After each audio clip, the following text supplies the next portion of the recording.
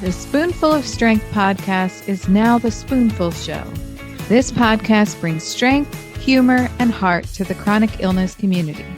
Inspired by the spoon theory, which shows us that even with fewer spoons, we can still live fully. This show highlights real spoony topics and practical insights to help you feel less alone and more empowered. I'm your host, Rachel, and together we'll take on this journey one spoon at a time.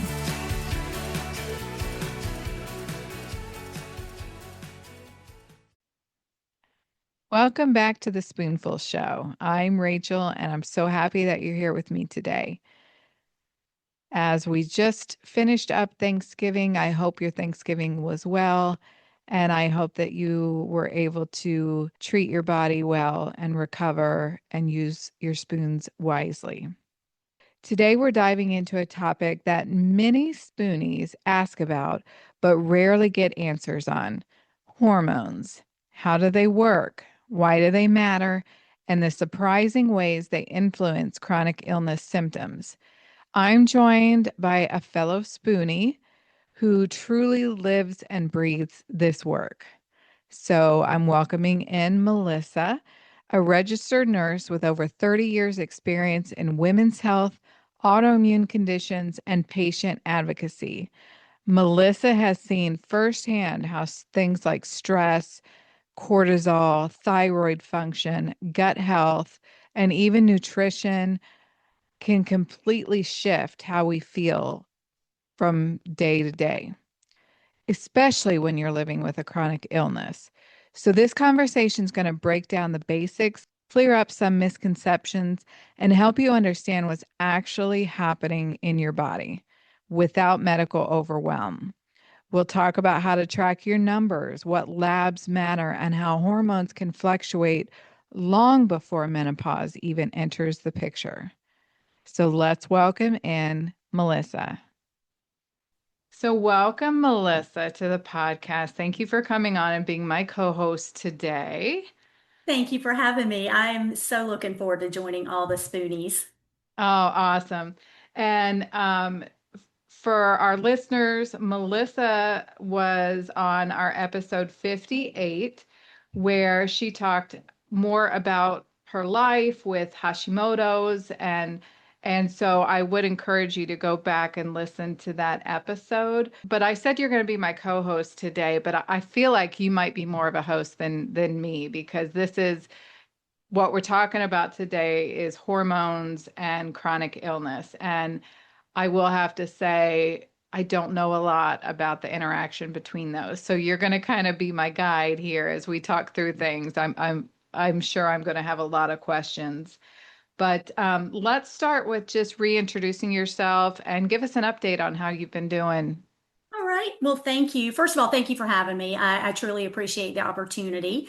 Like you said, my name is Melissa. I've been a registered nurse for 34 years, and I primarily speak to a lot of women about women's health issues, chronic health issues. I myself have had major issues with chronic fatigue in the past. Like she said, I have Hashimoto's thyroiditis. I had a cardiac issue, required a cardiac ablation. And since that time, that was about 4 years ago now, I've truly gotten back on track. I think mostly through nutrition. I'll have to say, nutrition is super, super important for not only your hormone system, but just your energy level, your brain function, your overall outlook on life. It really is helped by nutrition, and it can be hurt by nutrition as well. So I'll leave that one there. That's probably a topic for another day, but I'm really happy to be here. And today I am doing a menopause school.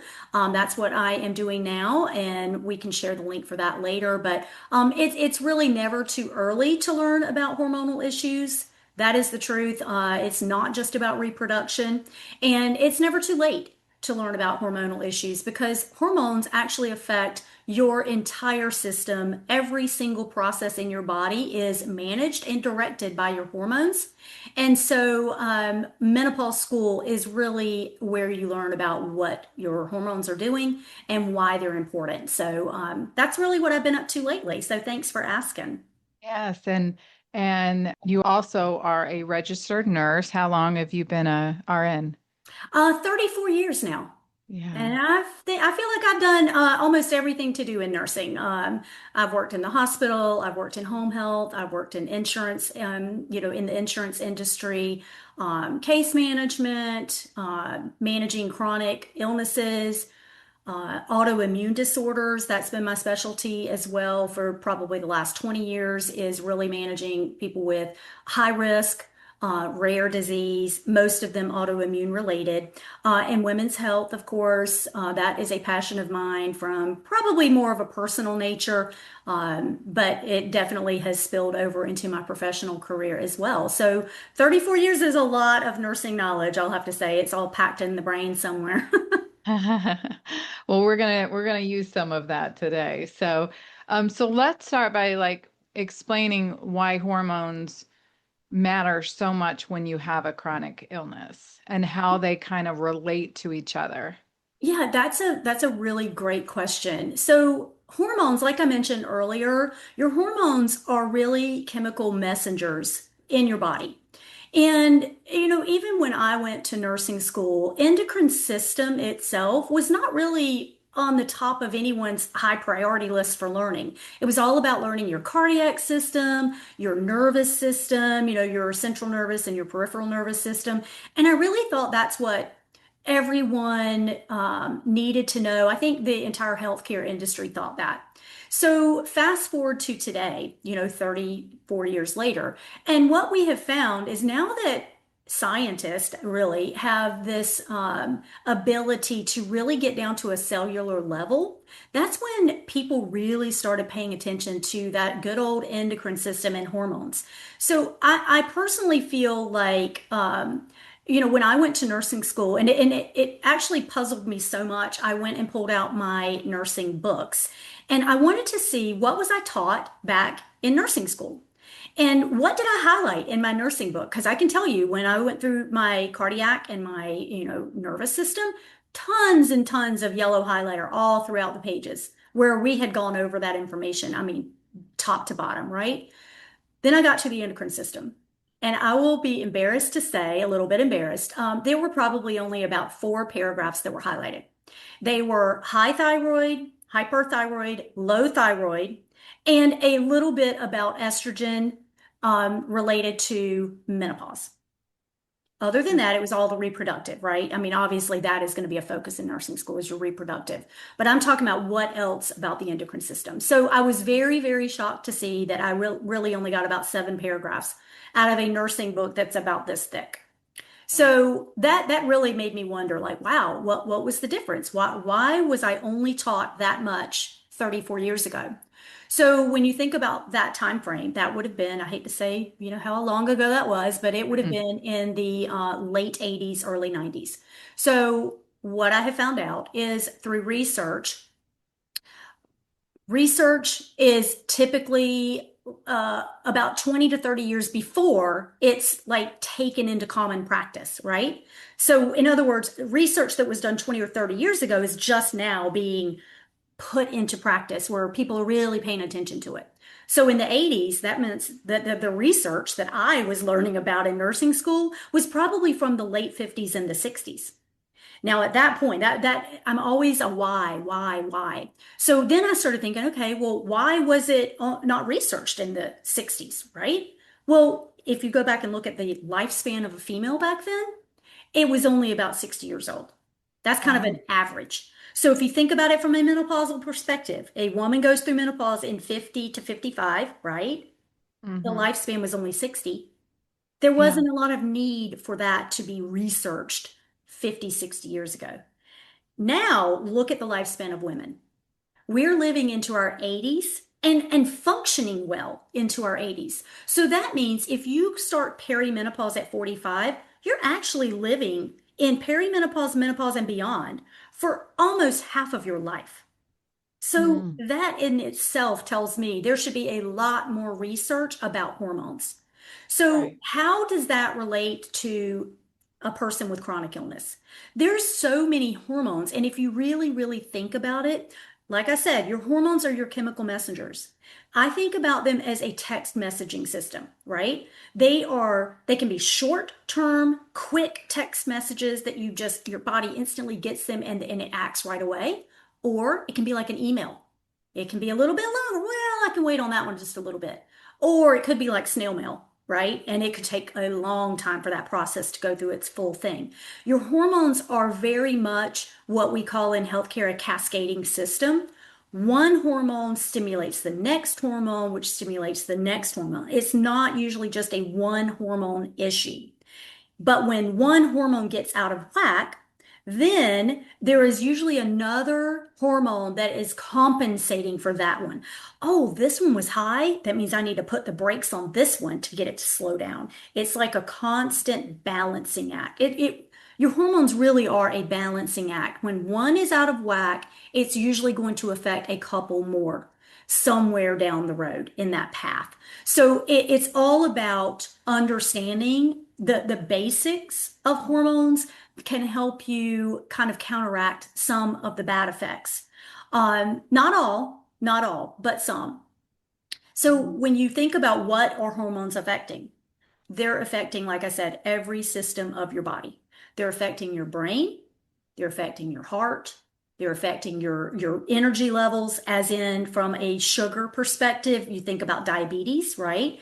We have diabetes, we have pre-diabetes, we even have insulin resistance. How many of us even knew about insulin resistance 10 years ago? Mm-mm. Probably not a lot. We knew about Mm-mm. pre-diabetes 10 years ago, right? Yeah. But go back 10 years before that. How many even knew you could be pre-diabetic? Probably not many. I don't think I was taught in nursing school 34 years ago about pre-diabetes, right? It's either you Right. had diabetes or you didn't. You didn't have pre-diabetes, but now we do. And now we know about insulin resistance. That's even before you get to be a pre-diabetic. So there's also bone health, right? And then there's thyroid. Thyroid is kind of its own monster, I'll say. But each one of those within those systems, you have certain elements that are going to be affected and certain symptoms that are going to show up when those systems are being affected by your hormones. So that's kind of in a nutshell, like just how important hormones are to managing everything health related, to be quite honest.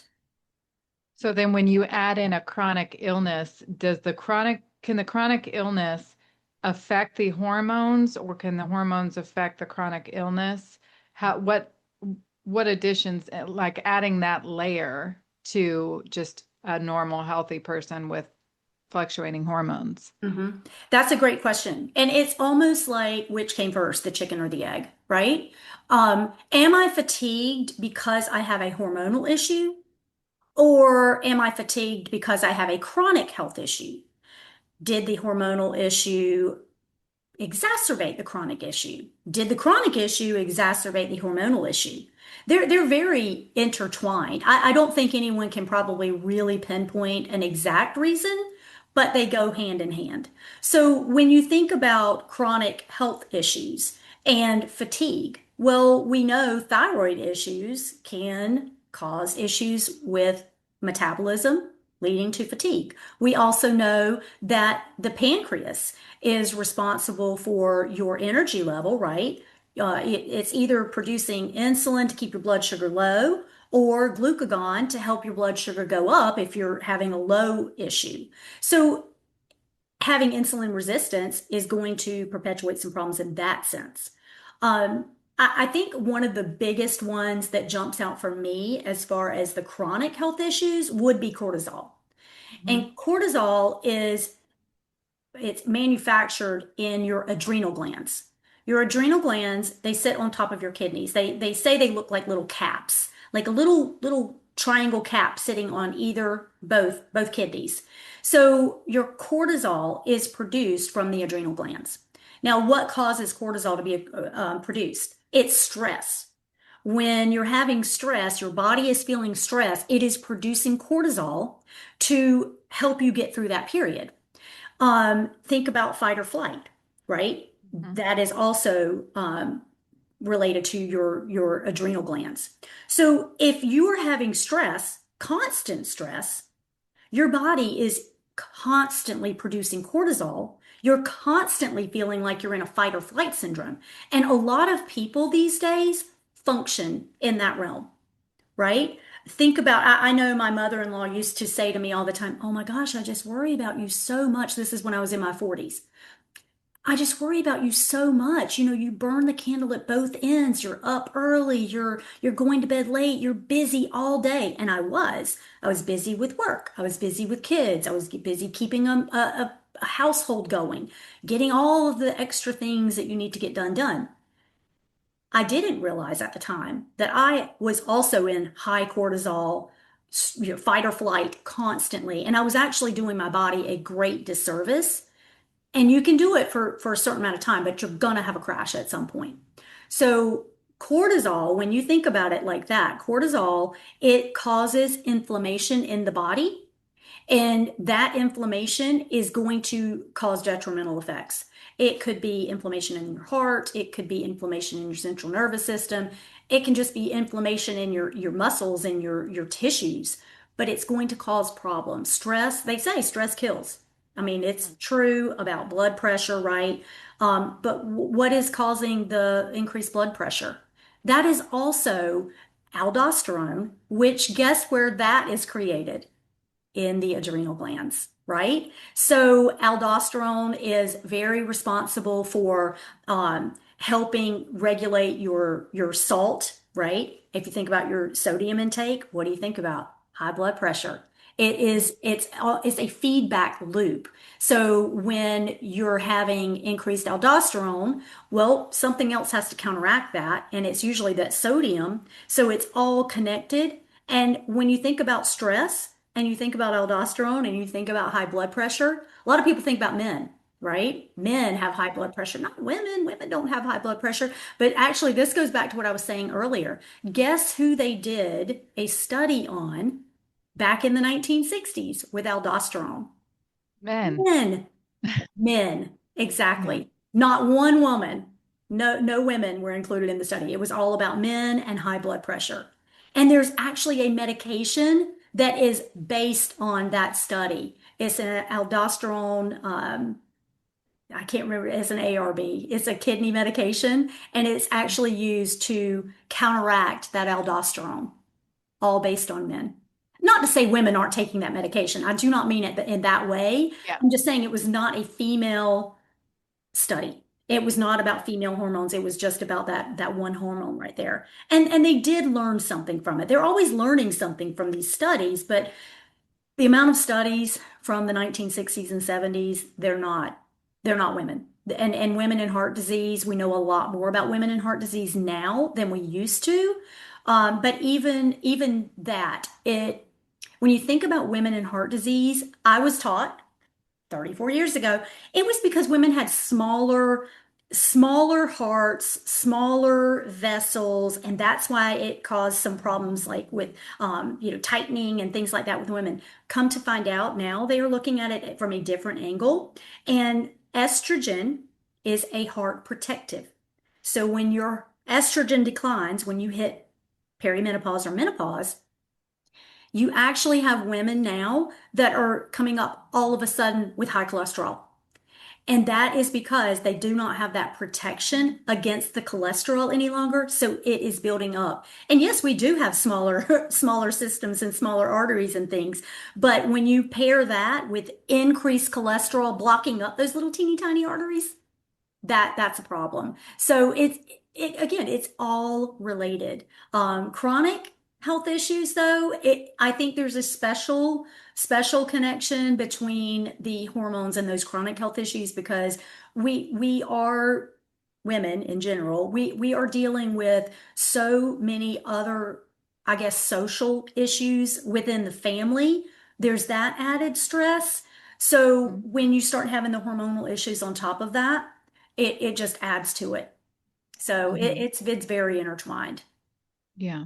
And just the stress of having chronic illness, that adds, the layer of having to take care of yourself and the medication and the doctor's visits and the physical therapy and, and all Hmm. of that. So I can see where stress would be such a big component. Hmm. Yeah. And if you think about it from that angle too, stress, when you have chronic stress, you are more likely to have those cardiac issues. So it's almost like you're getting a double whammy, right? You Right. have the stress, so you're producing those stress hormones, but now that's also going to contribute to some of those cardiac issues that women do experience. There, I don't know the exact statistic for men versus women in cardiac disease, but I do know it is still looked at a little differently between men and women, and they are learning a lot more about what's contributing to women. So there are some pluses there. When you think about chronic health issues as well, and you're talking about the stress and just chronic fatigue, that's also going to impact your cognitive function, right? How well can you keep up with all of those things? I hope this community, I'm sure this community probably knows it's best to keep lists. Make sure you have a good app on your phone to remind you of things, put things in your calendar, because those memory issues, that is another issue for chronic illness as well. And when you start thinking about those chronic, um, I guess, fatigue and memory problems, that can also impact your mood. So I know menopause is all about the mood swings, and that's the butt of the joke in every television show. But Mhm. we really want to be cognizant of mood swings, mood changes, um, depression. Depression is very common among women. It is very common among people who have cardiac issues. It's common for people who have chronic health issues, no matter what those chronic health issues are. So, you do want to kind of do a check with yourself on occasion when you're feeling like you're just not getting things done that you know are on your to-do list. You're not getting things done that you know you should be doing, like going to the doctor visit to get that checkup, to get that next lab screening, to take your medications. When you're not doing the things that you know you should be doing, you do want to let your doctor know because that's really important. If you're not taking care of your mind, you're probably going to start letting things slip on the physical aspects. In other words, you stop taking your medicines. You forget to take your medicines. Maybe you don't just stop, you just literally forget. So all of those things can compound when you have a chronic health issue. If somebody already has a chronic illness, can some of these hormonal symptoms that you talked about, can they get misdiagnosed as hormonal versus the chronic illness? So, in other words, does having a chronic illness kind of muddy the water as far as figuring out what's hormonal and what's chronic illness? Yeah, most definitely. I'll have to say for mine, I have Hashimoto's, and mine was dismissed.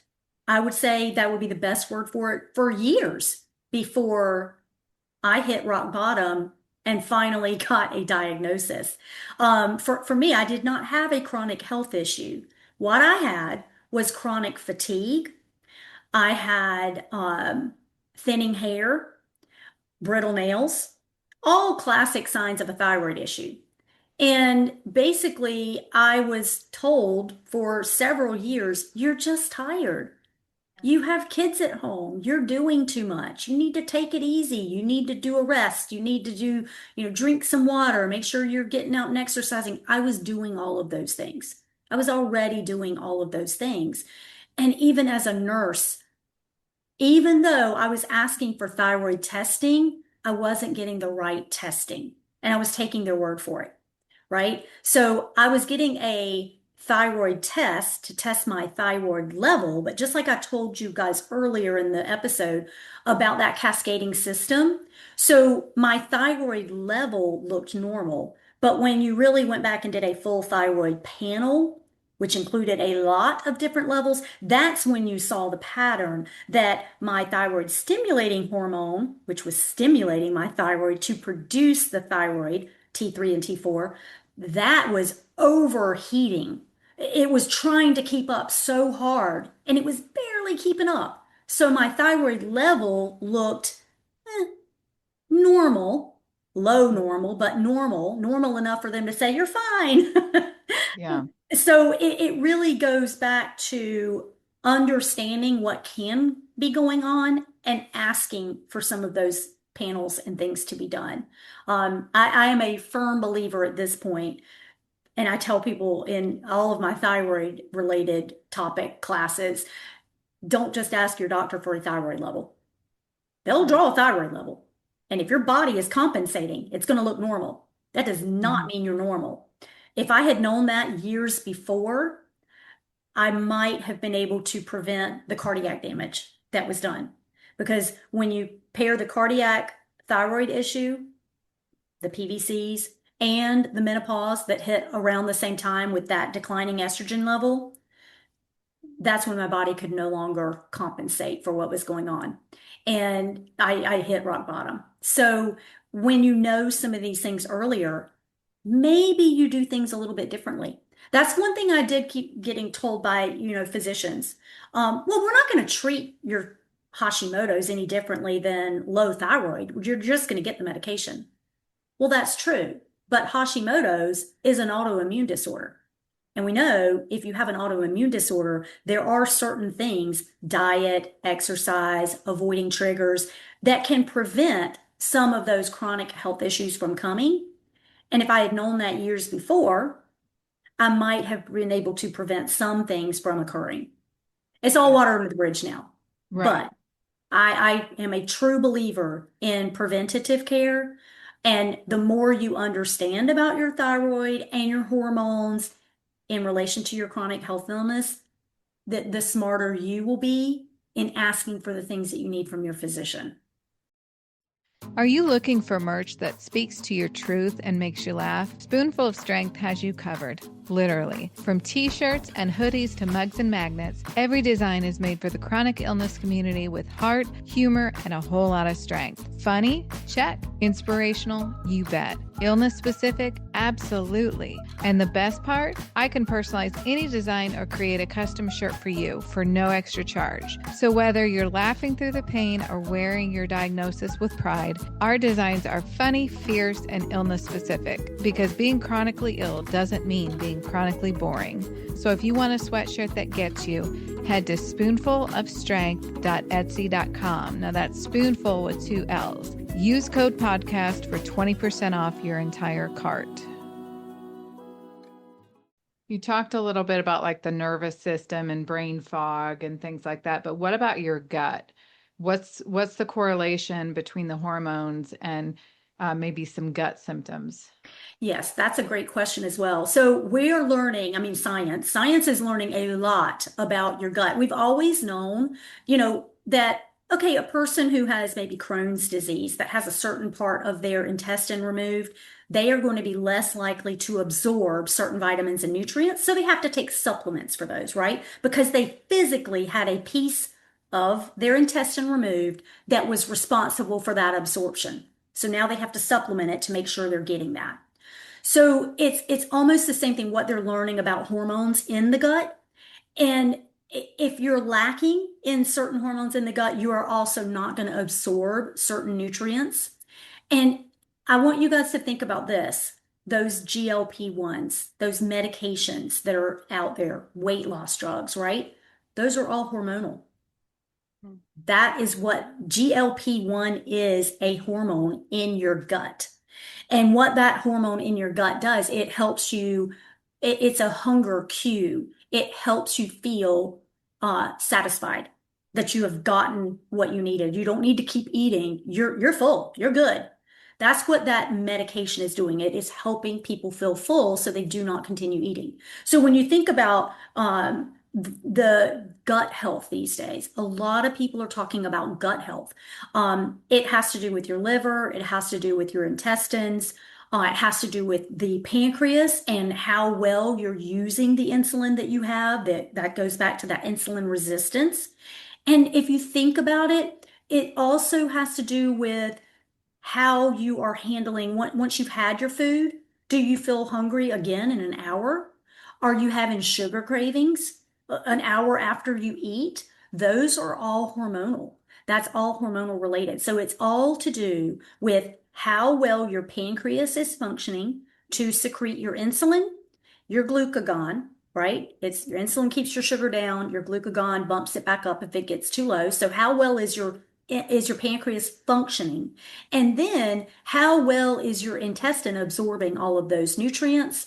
How well is your intestine putting out the new hormones that need to be done for you to feel full and to get the most use out of? I think of your hormones are controlling your metabolism. Your metabolism is your energy source, right? It's everything you put in your body is going to be used in one way or another. Is it going to be used for good, or is it not going to be used? And guess where it's going to go live? In a fat cell. If it's not used right away, right, it is going to go and live in a fat cell in your body. And once that fat cell's there, you can shrink it a little bit, but you're not going to get rid of it. And that's another thing that people talk about, like, weight gain, belly weight gain, things like that. So it really it always, in my mind, comes back down to how well is your body producing your hormones and the messages from your hormones, how well are they at getting into the cells? So when you start thinking on a cellular level about all of those things, it really does start to click. That's why I'm such a proponent of good nutrition, because when you have good nutrition, it is going to help those hormones get to where they need to be, right? Like your calcium, your vitamin D, things like that. Things that you need for longevity. I want to be able to get out of a chair when I'm 80, right? I want to be able to physically push myself up to get out of the chair when I'm 80, and protecting bone health is part of that. So that what made me think about that was calcium and vitamin D. You need good bone health in order to do that later in life. So that's another hormonal issue. Parathyroid glands. Parathyroid glands are right up here in the neck behind the thyroids. And people think of parathyroids as, oh, it's just for calcium. So it's not just for calcium. They are calcium related, but calcium is not just about bones. Calcium actually also affects your nervous system and your ability for those synapses for them to hop across to the next place that they need to go. And it also has a lot to do with your cardiac rhythm. Calcium, there's heart medications called calcium channel blockers. So calcium is very entwined. People always think about bone health with calcium, but it's also your nervous system health and your cardiac health are very entwined with that calcium itself. But it all starts with the parathyroid glands, and people overlook those all the time. So we could probably spend all episode talking about nutrition, but what's the connection between hormonal issues and nutrition? I mean, if you think about like just going back to the basics, what did people 40, 50 years ago do? They had great nutrition because they ate fresh whole foods. They didn't eat a lot of processed foods like we do now. And they exercised or were active. Maybe it wasn't, they were going to the gym because I don't think many people did that 50 years ago, but they were walking, they were active in their jobs, they weren't sitting in front of a computer all day. People were more active. And so those two things, I think, have gone to the wayside with Mhm. fast food, processed food, quick meals, junk food, and sitting in front of a computer, even kids.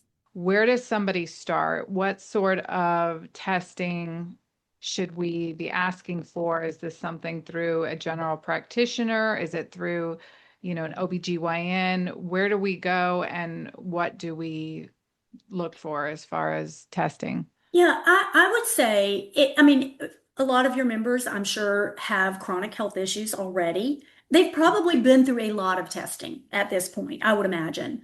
But I think it's never too early for you to ask if you have had some of these panels done, hormonal panels. Now, a doctor is going to tell you, well, that's just one little blip in time. And it is because hormones, like we've talked about just now, they're constantly up and down. I could have them drawn today at noon, And I could have them drawn in 3 days at noon, and they're going to be completely different, right? They fluctuate. That is normal for them to fluctuate. So what you want to think about if you think you have some hormonal issues going on is saying that to your doctor. I understand it is just a snapshot in time. What I would like to understand from my medical perspective, from you, doctor, is am I in the normal ranges over the course of a 6 month period? Right? So you don't just have them drawn one time and they say, oh, they look great.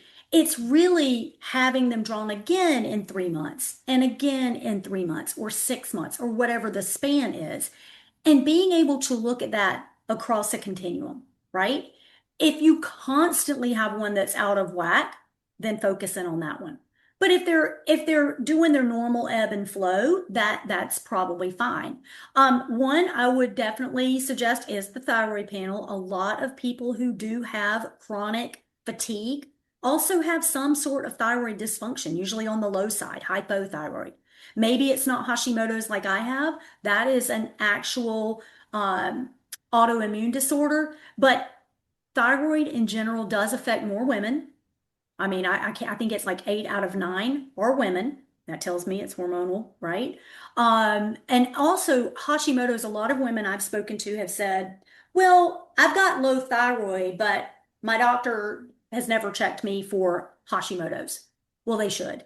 If you have had low thyroid and you've never had your thyroid antibodies checked, you should definitely ask for that because that is another very high statistic that a lot of women who do have hypothyroid, it's actually caused by the Hashimoto's, not the other way around. You don't get low thyroid and then you flip over and all of a sudden, and women do think this, all of a sudden you have Hashimoto's. It's usually you had the Hashimoto's and it finally got low enough where it was causing you to have hypothyroidism. So that's one thing I would definitely want to check. Another is the cortisol level.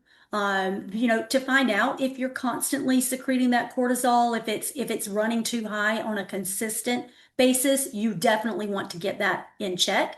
That's another thing um, you can do through mindfulness. Maybe it's meditation, maybe it's seeing a counselor to really get some strategies for learning to manage that stress, but you do want to get your cortisol level down. Another one is just knowing. It's not having them. I'm sure you're all getting them, but knowing what your numbers are in terms of cardiac health. Do you know what your blood pressure normally runs? Do you know your normal cholesterol values? Right? I can say for myself, I used to have a blood pressure of about 90 over 60 all the time. That's super low, right? I'm a small person. That's okay. I was never concerned about that. But if someone had told me way back that my blood pressure was 130 over 80, which is also a very normal blood pressure for a person, I would have been concerned. Oh my Hmm. gosh, I'm usually 90 over 60 and now it's 130 over 80. That would be a huge change for me. So it's not about, knowing what a normal blood pressure is. It's knowing what your normal blood pressure is, right? There's a big difference. A normal blood pressure is 120 over 80. My normal was 90 over 60. That's a huge gap. So if I went to 120 over 80, I was in trouble. That would not be good Right, for me. right. So that's part of it.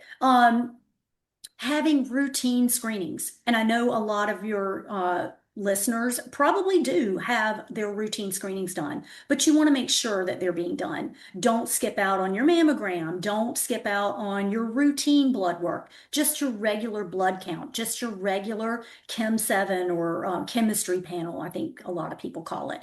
What are your electrolytes doing? Again, that starts playing into your nutrition. And it can also play into your cardiac health. Like I said, the calcium, if your calcium is high, that can cause some blood pressure problems. If your potassium is out of range, that can also cause blood pressure and cardiac problems. So you want to be very, very up on all of your routine screenings. Yeah. Amazing information just to know what to look for, know what to ask for. And sometimes you have to ask for the test to get done or certain tests to get done. So all of this information is just wonderful. Now, you also have a focus on menopause and perimenopause through your community. So talk a little bit about that community.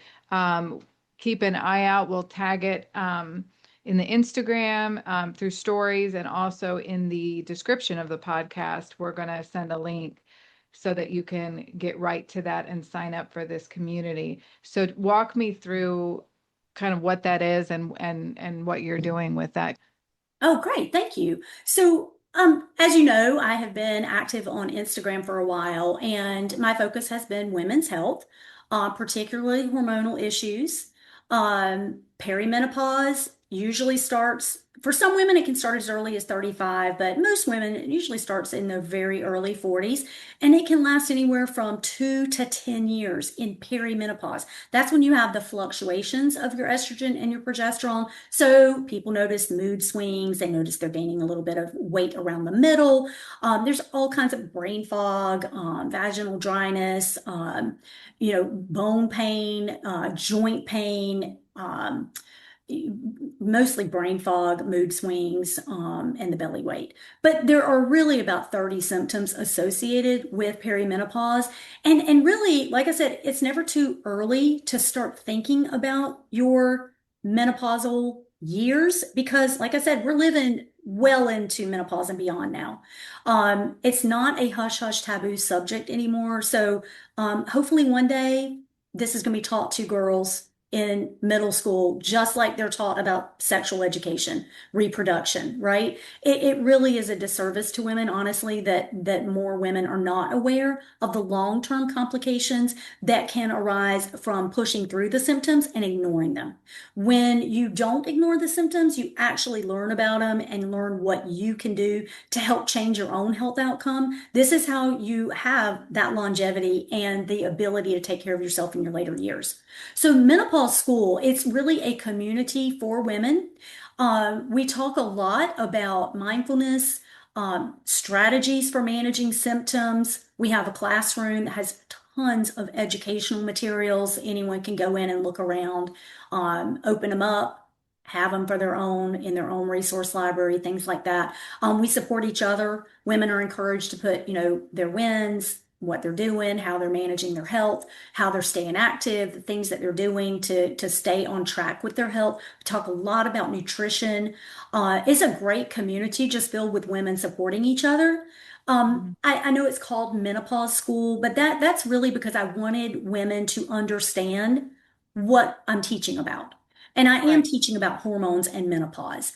But again, it's perimenopause and beyond. So I Mhm. definitely think any female, I don't really care what your age is, you deserve to understand your hormones and you deserve to understand how they're affecting your long-term health. I wish it had been something that I knew when I was in my 40s. I might not have pushed through so hard. I really truly did a disservice to my own health by doing so. And I really want to help women everywhere understand you don't have to push through. Your symptoms are manifesting as as a clue to what's going on with your endocrine system and your hormones. And when we Mhm. ignore those symptoms and those clues, that's when they usually, cascade into something much worse. So thinking about them early, is really the key, I think, to long-term health. Mhm. And to think that, as you said earlier, that you could be living in perimenopause, menopause, and after for half of your life, it's definitely worth looking into and trying to understand that, even if you're not of that age yet, of Mhm. things that you can do so that you're prepared once you Yes. get there. And I have a lot of women in the community. Like when you ask to join the community, I do ask a few questions.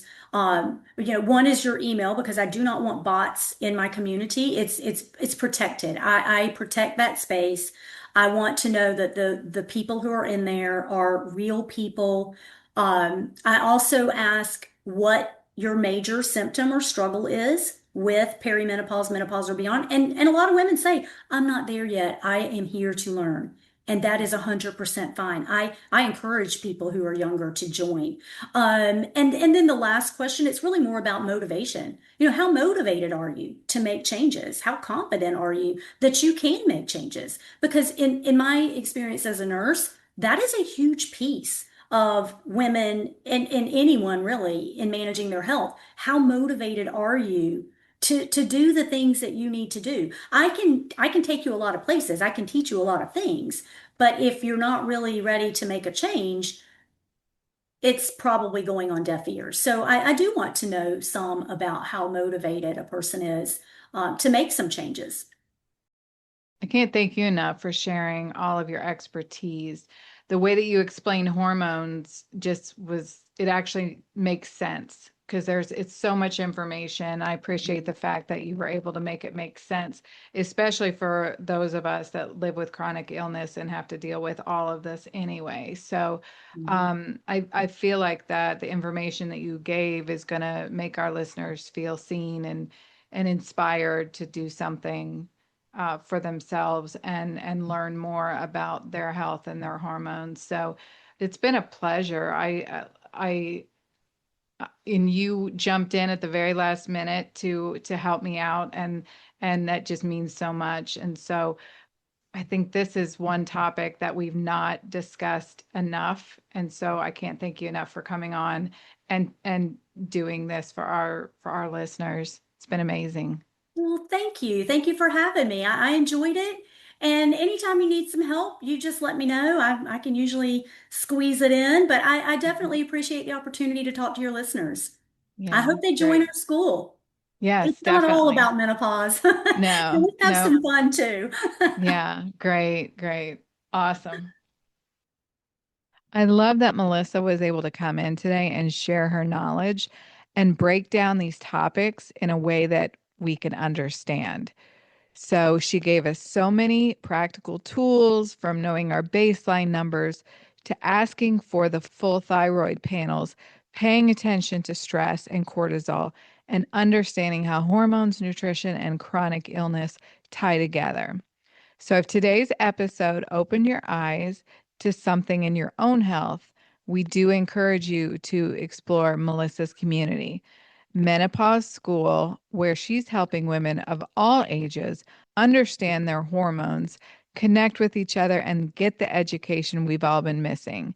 We have a link on our episode description that you can click to sign up for this menopause school. And it's so easy to do. If you click the link, it's going to ask you 3 questions. So you enter that information, and then your application has to be approved. For me, it took like 20 minutes, if that, and I got an email saying you're ready to go. So from there, it's sort of like a Facebook type where you upload a picture, you put in a bio. You definitely want to download the app, and that is School SKOOL.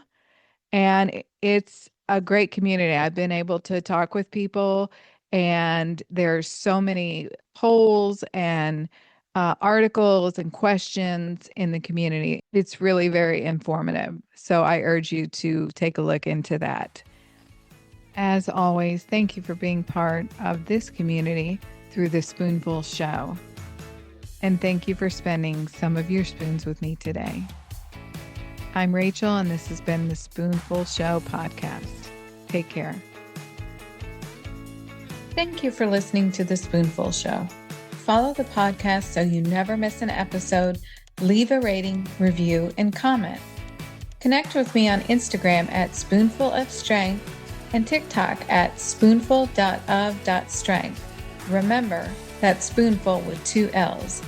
Shop customized t-shirts, sweatshirts, hoodies, mugs, and more on our Etsy shop at spoonfulofstrength.etsy.com and use code podcast for 20% off your entire cart.